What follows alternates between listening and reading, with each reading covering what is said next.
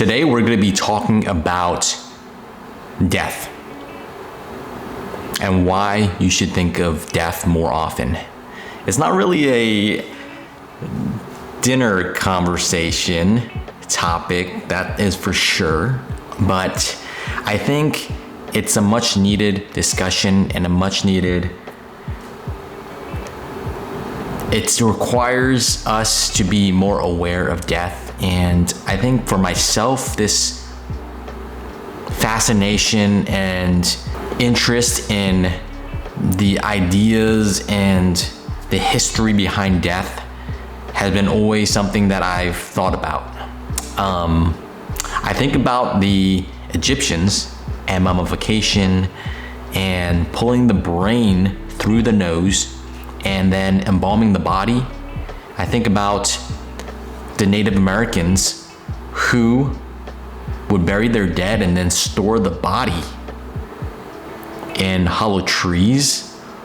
And I think about sky burials of the Tibetans where they leave out the body out in the usually mountaintops where they can decay, and then thus the body decaying and returning back into the earth. So the rituals around death has been around for many years, way longer than I've been alive. And it's just very fascinating because it's something that is such an integral part of our lives and something that we're all going to face one day. And as morose and as grim as the topic is, I think that it's something that we should think about more often. It's a sensitive topic and it's even taboo. And my own personal interests really started with the passing of my grandfather. I still remember being around a young teenager and going to the funeral and sort of being told one day that my grandfather was here one day and the next he isn't, that he's not part of this earth anymore, like he's not part of our family anymore. What does this mean? As a young kid, trying to figure out what death and what this whole concept was really just painted by the picture of being at a funeral, seeing the somber faces, seeing everyone sad and crying and wearing black and white, and then seeing the coffin engulfed in flames as it was cremated, right? That was my first introduction to death. And it made me sad and also very fascinating. It's a weird mix, I know. It became more of a interest because I always thought of death as just this mystical thing, this magical thing. And it was many years later when I read an article and this concept by Tim Urban that really summarized how I felt in his article, Wait But Why, which I really recommend. And it gives a highlight of if you're a 30-year-old and you live to the average life expectancy of 85, you have about 55 years of good life left. And if you see your parents about twice a year for the holidays or for their birthday, twice a year for a couple days, let's say 5 days.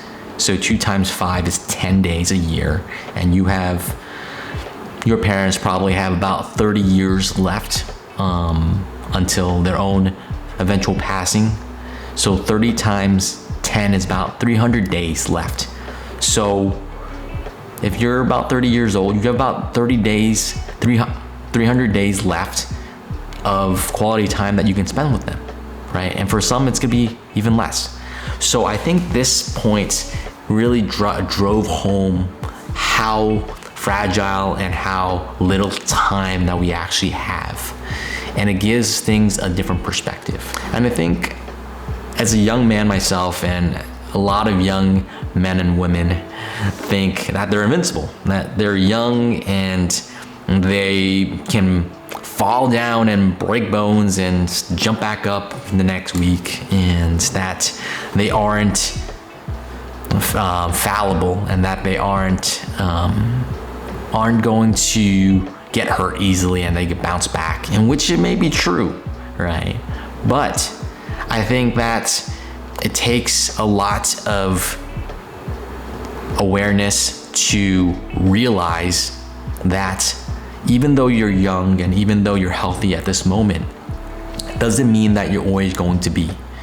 And knowing that is going to set a really powerful precedence in your own life to allow you to live truly to yourself and really understand what your priorities are in life, right?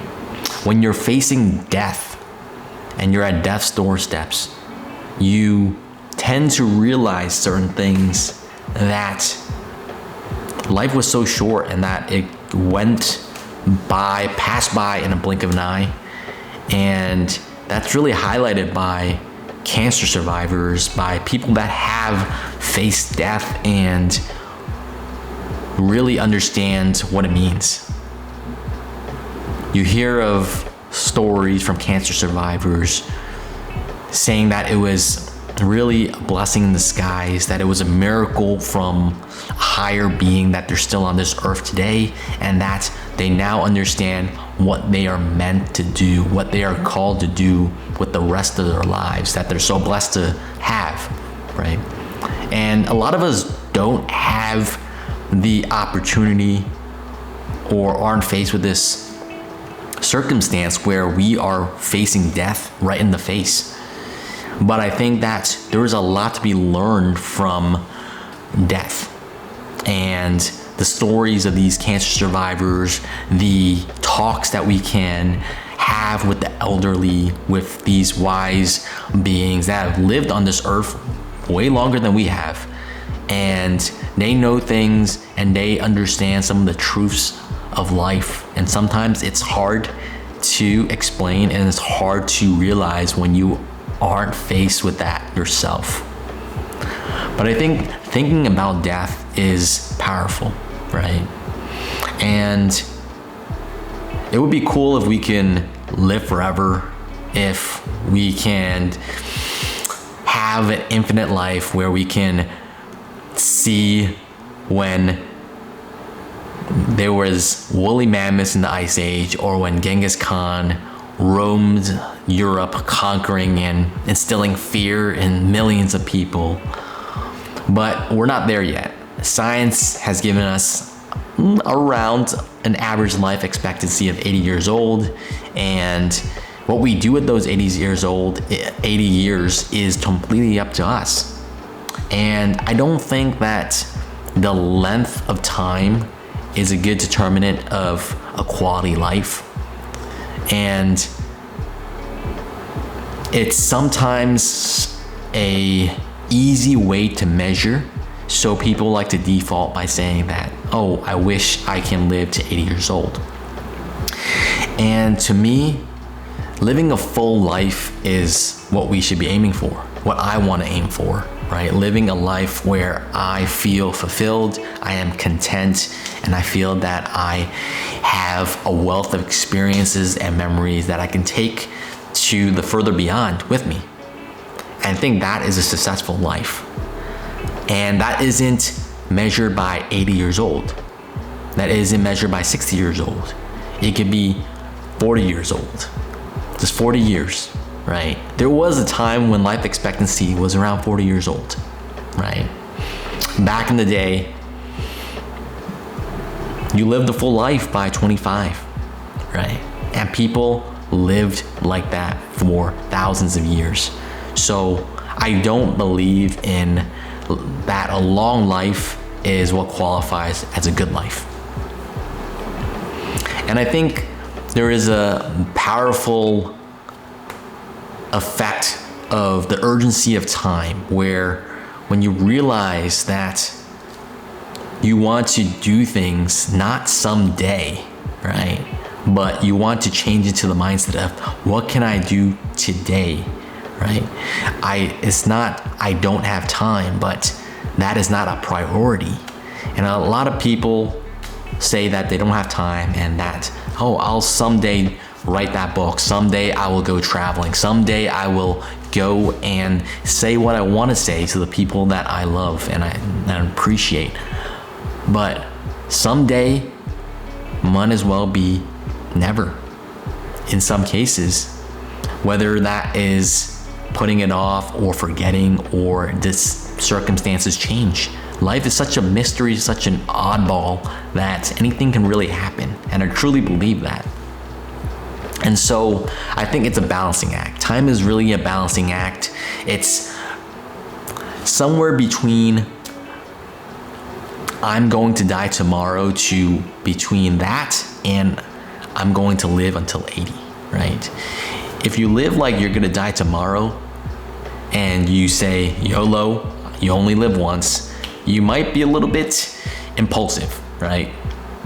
You might not be prepared for 5 to 10 years down the road versus I'm going to have a lot of time when I'm retired.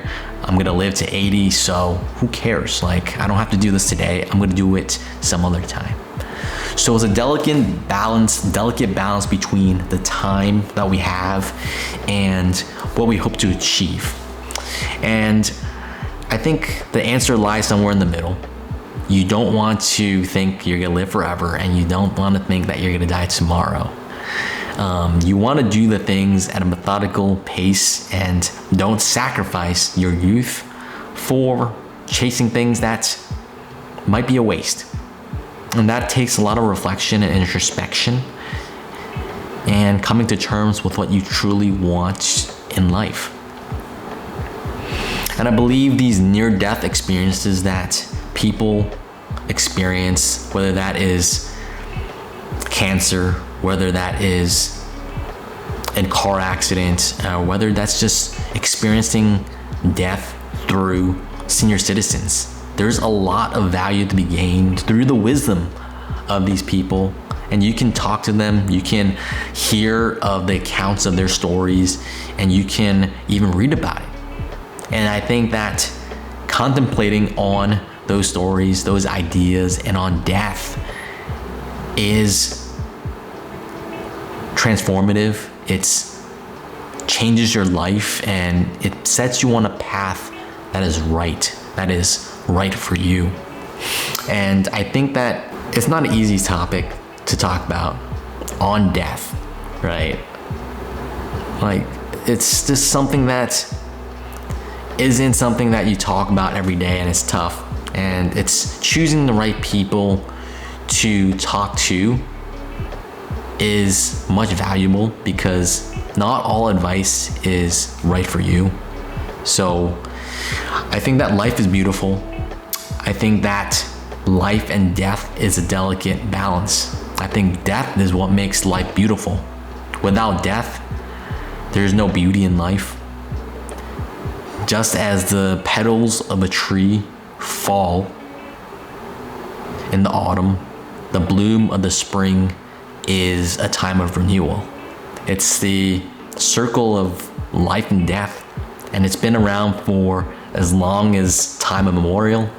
I believe that we should be thinking about death a little bit more often, that we should be aware of it, and that in order to live a rich life, that we have to understand that time is limited and that life is fragile, but at the same time, to make the most of it.